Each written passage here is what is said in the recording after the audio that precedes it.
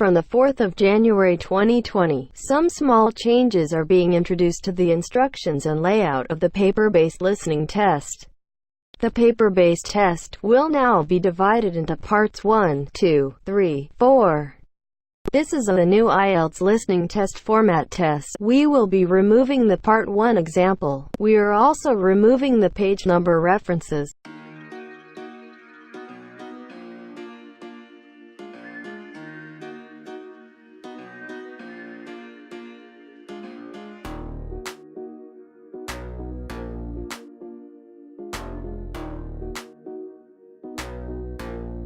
The test is in 4 parts: Part 1, Part 2, Part 3, and Part 4. Now look at Part 1. You'll hear a head teacher and a teacher discussing a school camping trip.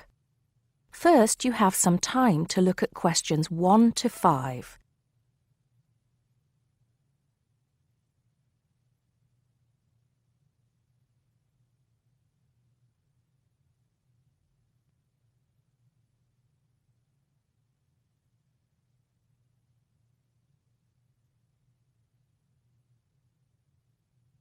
You should answer the questions as you listen because you will not hear the recording a second time. Listen carefully and answer questions 1 to 5. Good morning, Mr. Thompson. Can I speak to you for a moment? Of course, Jamie. Come in. Have a seat.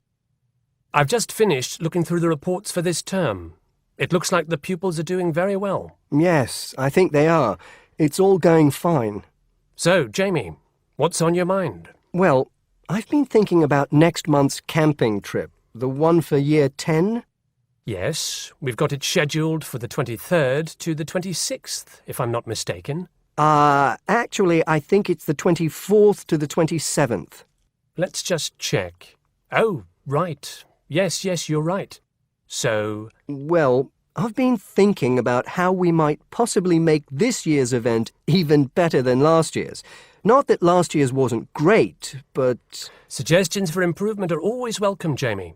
So, what have you been thinking about?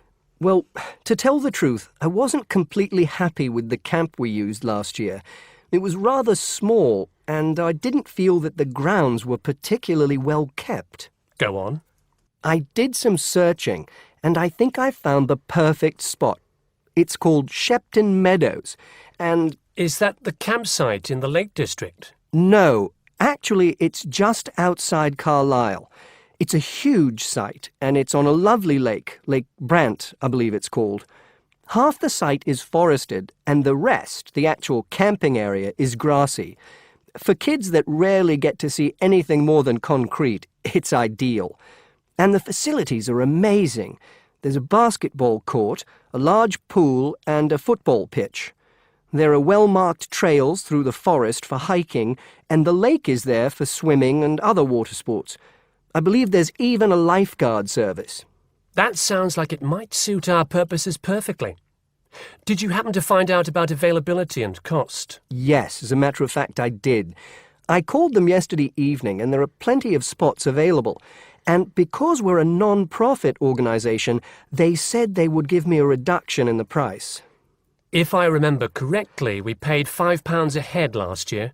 Yes, per night, right? Yes, each child paid £10 for the 2 nights. Well, at this campsite, it's only £4 per night. And they told me that if we had over 50 children, which we do, they could give us a further 10% off. That's very reasonable, isn't it? Well, from what you've told me, I think we should probably go ahead and book. Excellent. I'm sure the children will love it. I'm sure they will. Before you hear the rest of the conversation, you have some time to look at questions 6 to 10.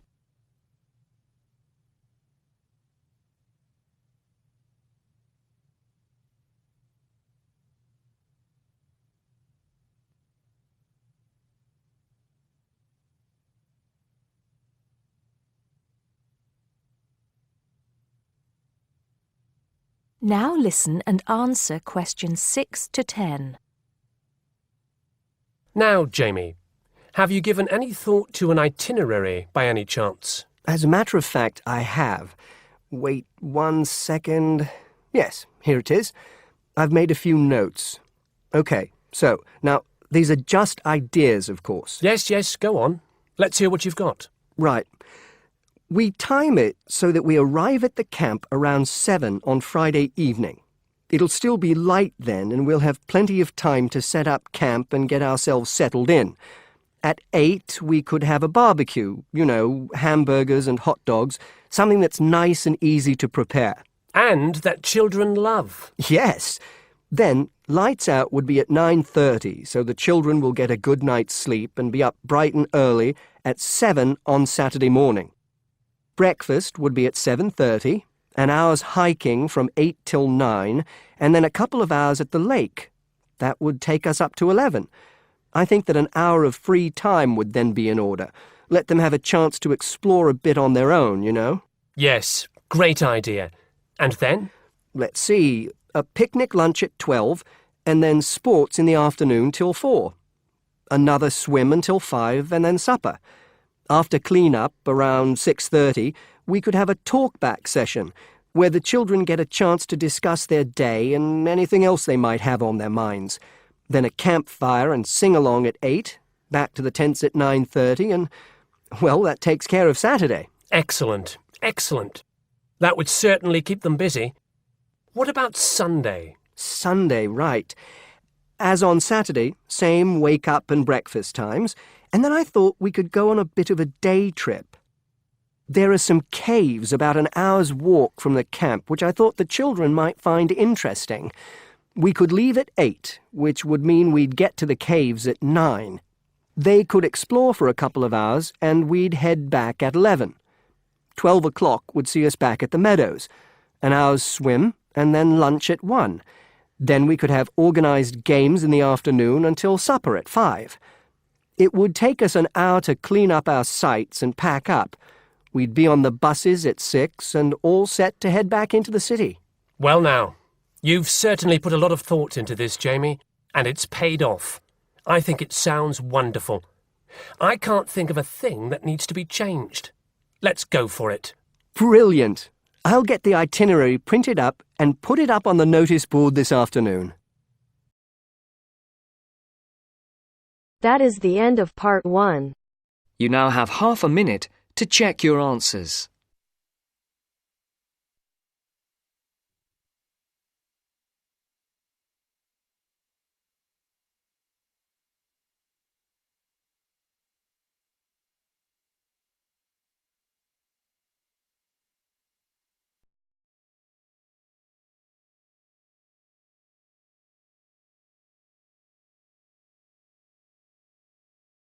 Now turns to part 2. You will hear a discussion between two students, Rosie and Mike, and a university tutor. In the first part of the discussion, they're talking about a survey they have conducted on local entertainment. First, you have some time to look at questions 11 to 16.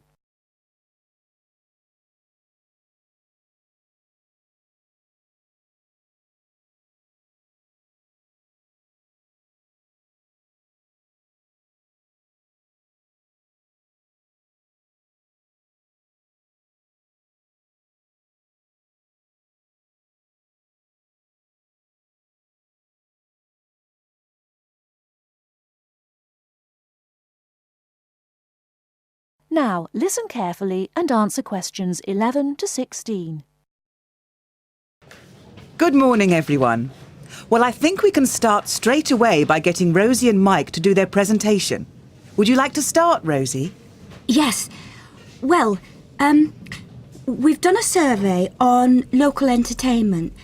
Basically, we tried to find out how students feel about the entertainment in the town and how much they use it. Yes, so we've called our project Out and About. Yes, that's a good title. Out and About. We wanted to find out how well students use the entertainment facilities in town, whether they get to see the latest plays, films, that kind of thing. Now, we have our own facilities on campus, of course. Oh, yes. We deliberately omitted those as we really wanted to examine outside entertainment in the town as opposed to on the university campus. Actually, There were a lot of areas to choose from, but in the end, we limited ourselves to looking at 3 general categories: cinema, theatre and music. Right. OK, well, first of all, cinema. In the town, there are 3 main places where you can see films. There's the new multi-screen cinema complex, the old Park Cinema and a late-night Odeon. So, if you look at this chart, in terms of audience size, the multi-screen complex accounts for 75% of all cinema seats. The Park Cinema accounts for 20% of seats, and the late-night Odeon has just 5% of seats. As you probably know, the complex and the park show all the latest films, while the late-night cinema tends to show cult films. So, when we interviewed the students, we thought the complex would be the most popular choice of cinema. But surprisingly, it was the late-night Odeon. Yeah, and most students said that if they wanted to see a new film, they waited for it to show at the park, because the complex is more expensive and further out of town, so you have to pay more to get there as well. Yes, and that adds to the cost, of course, and detracts from the popularity, evidently. Well, next, we looked at theatres. The results here were interesting because, as you know, there's a theatre on campus, which is popular, but there's also the Stage Theatre in town, which is very old and architecturally quite beautiful. And there's the large modern theatre, the Ashtop, that has recently been built. So you just looked at the 2 theatres in town? Yes, but the thing about the theatres is that there's a whole variety of seat prices. Also, the types of performance vary, so students tend to buy seats at both and like using both for different reasons. And if they want cheap seats at the Ashtop, they can just sit further from the front. What we did find that was very interesting is that there are periods during the year when students seem to go to the theatre and periods when they go to the cinema. And we really think that's to do with budget. If you look at this graph, you can see that there's a peak around November, December when they go to the theatre more, and then a period in April, May when neither is particularly popular. And then theatre viewing seems to trail off virtually, while the cinema becomes quite popular in June, July. I think you're probably right about your conclusions. In the second part of the discussion, Rosie and Mike talk about different music clubs. Before you hear the rest of the talk, you have some time to look at questions 17 to 20.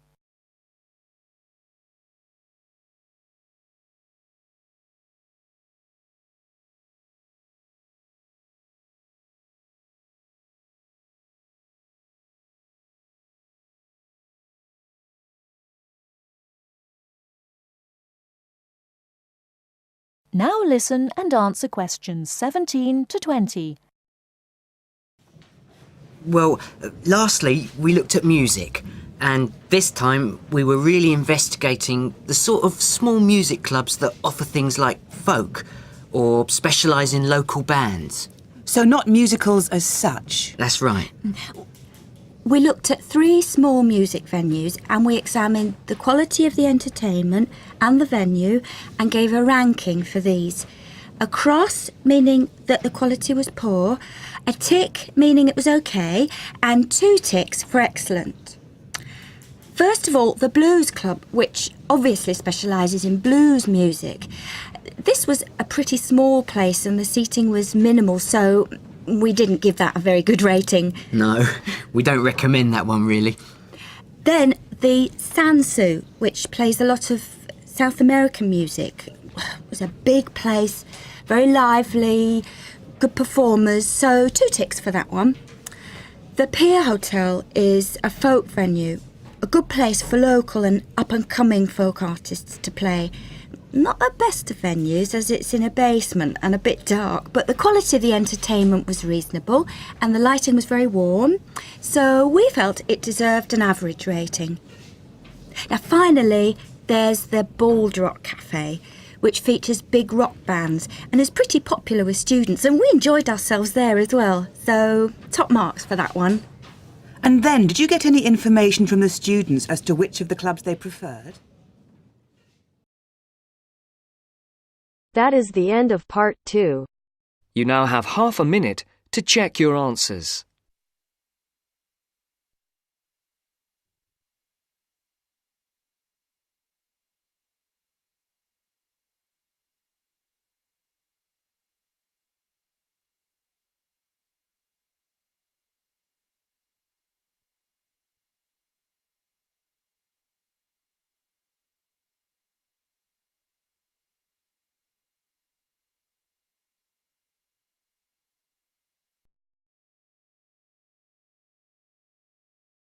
Now turns to part 3. Part 3. You will hear a discussion among 3 students who are organising an international film festival at their college. First, you have some time to look at questions 21 to 24.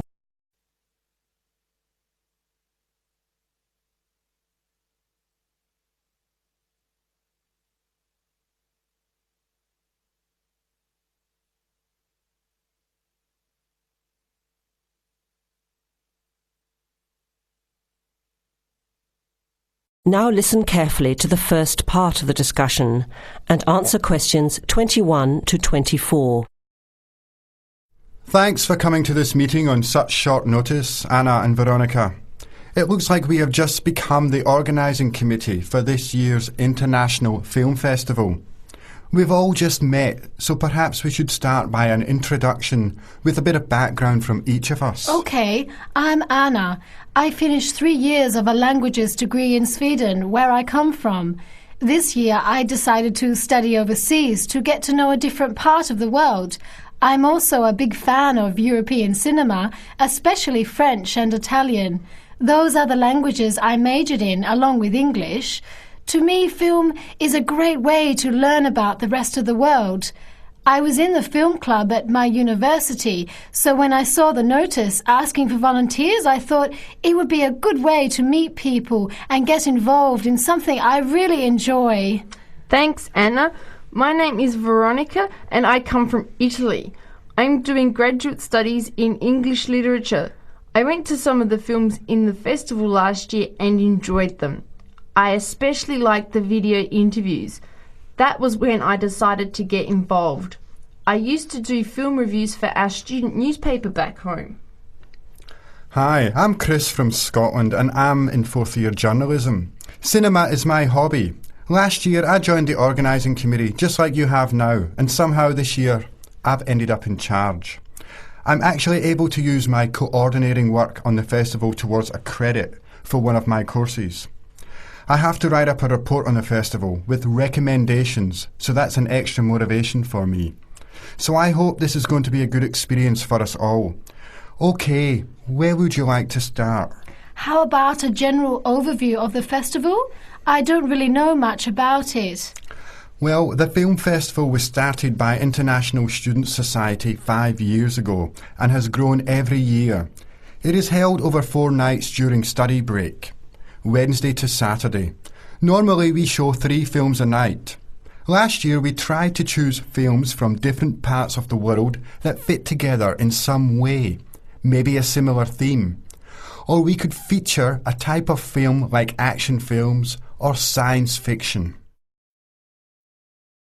Now you have some time to look at questions 25 to 30.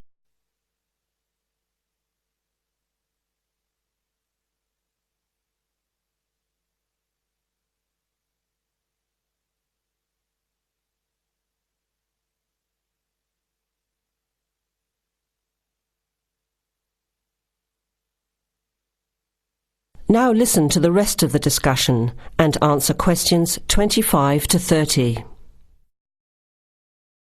Who picks the films? It's up to us on the committee to decide. You mean we get to pick all the films ourselves? What a hard decision. There are so many to choose from.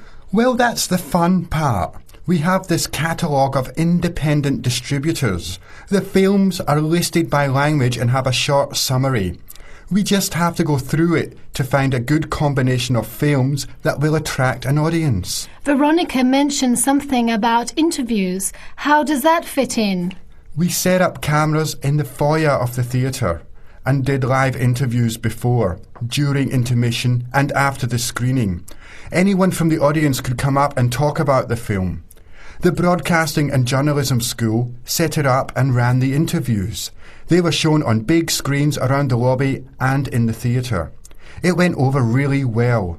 We had a long lineup of students waiting to be interviewed on TV. Everybody wanted their minute of fame. Great idea. Yeah, it worked really well. We should certainly do something similar again. Maybe even develop the idea further, like a website with audience reviews and discussion, so we can get as much participation and involvement as possible. Hey, that's a good idea. Can I ask a question? None of the films are in English, right? Are they dubbed or subtitled? Well, we do occasionally choose a film in English, but only from unusual places where the dialect is so strong they sometimes need subtitles, like the Caribbean or even Scotland. The majority of films in the festival are foreign language, dubbed in English. We've learned from experience that students don't like reading subtitles. Maybe they read too much already. Whatever the reason, the subtitled films get smaller audiences, so we avoid them as much as possible. So how large an audience can we expect, and how much does it cost to get in? It costs $5 per film, or a $20 pass for the whole event. All 12 films for the real movie fan. We would have broken even last year, except for a bad storm on the Friday night. We almost had to cancel the whole thing. But overall, we had a good turnout, more than 2,000 people in 4 days. Oh, that's what I was wondering about, the financial part.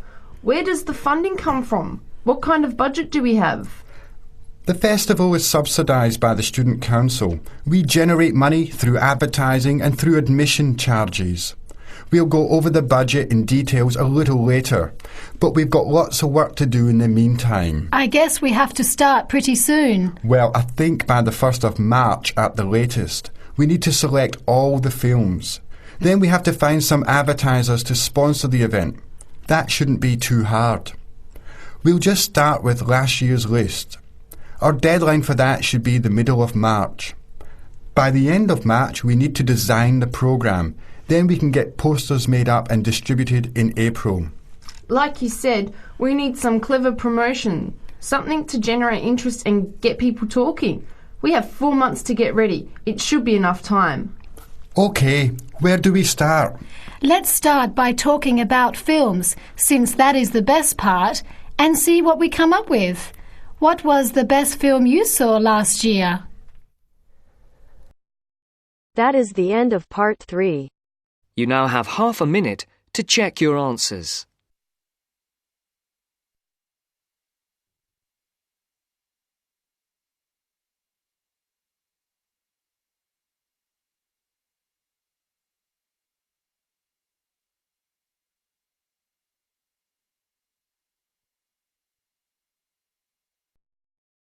Now turns to part 4.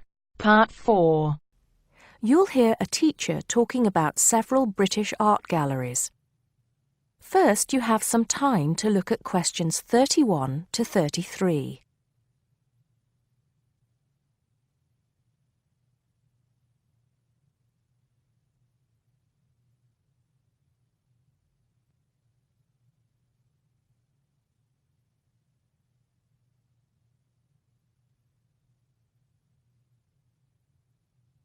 Now listen carefully and answer questions 31 to 33.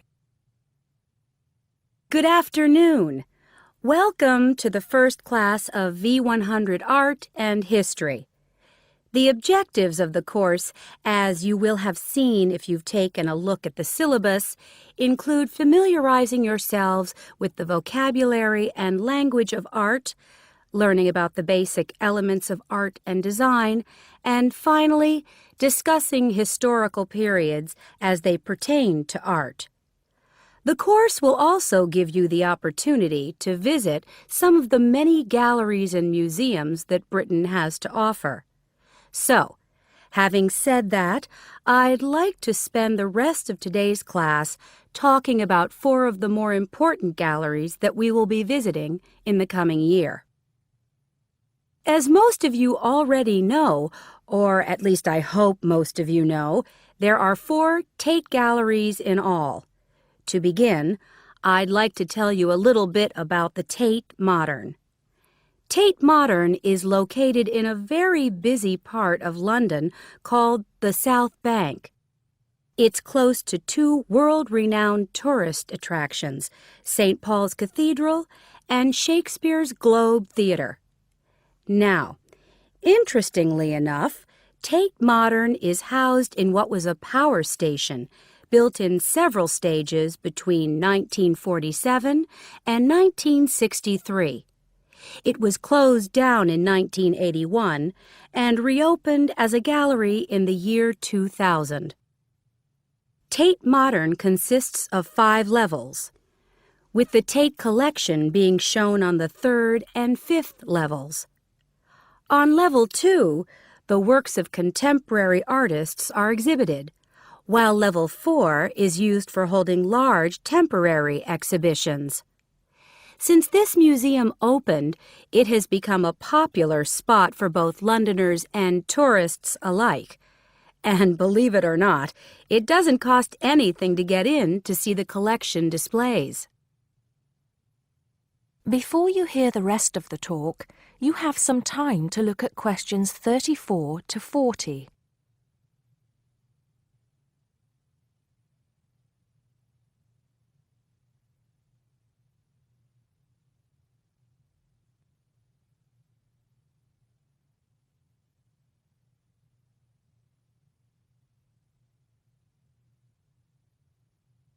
Now listen and answer questions 34 to 40.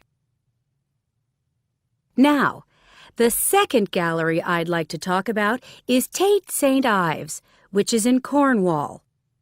It was built on the site of a gasworks, and it overlooks Porthmeor Beach. Tate St. Ives is housed in a 3-story building that was designed by the architects Evans and Shalliff. It was established in 1993, 7 years before Tate Modern was opened, and the gallery exhibits the works of modern British artists, including members of the St. Ives School, a group of artists living and working in the area from the 30s onwards. In later lectures, we'll be looking at the work of some of the artists who belong to that group and the ways in which they influenced each other. Okay, am I going too fast for any of you? No? Good. Next, I want to talk about Tate Britain, which is a gorgeous gallery situated right in the heart of Westminster. Tate Britain was the first of the 4 Tate galleries to open, and it was established in 1897. It was built on the site of an old prison, and when it first opened its doors, it was called the National Gallery of British Art. Later, it became known as the Tate Gallery, after the man who founded it, Sir Henry Tate. During its lifetime, Tate Britain has been damaged twice, once by floodwaters from the River Thames, and once by bombings during World War II.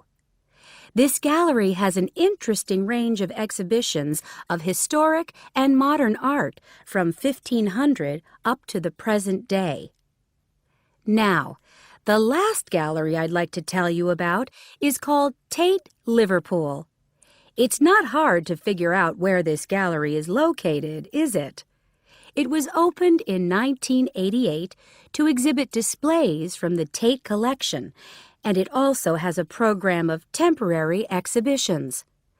Tate Liverpool is housed in what was once a warehouse, and for some years it was one of the biggest galleries of modern and contemporary art in the UK. Well, that's a brief overview of just a few of the galleries we'll be visiting. I'd like now to look in a little more detail at what you can expect to see in each of these galleries, starting with Tate Britain. That is the end of part 4. You now have half a minute to check your answers.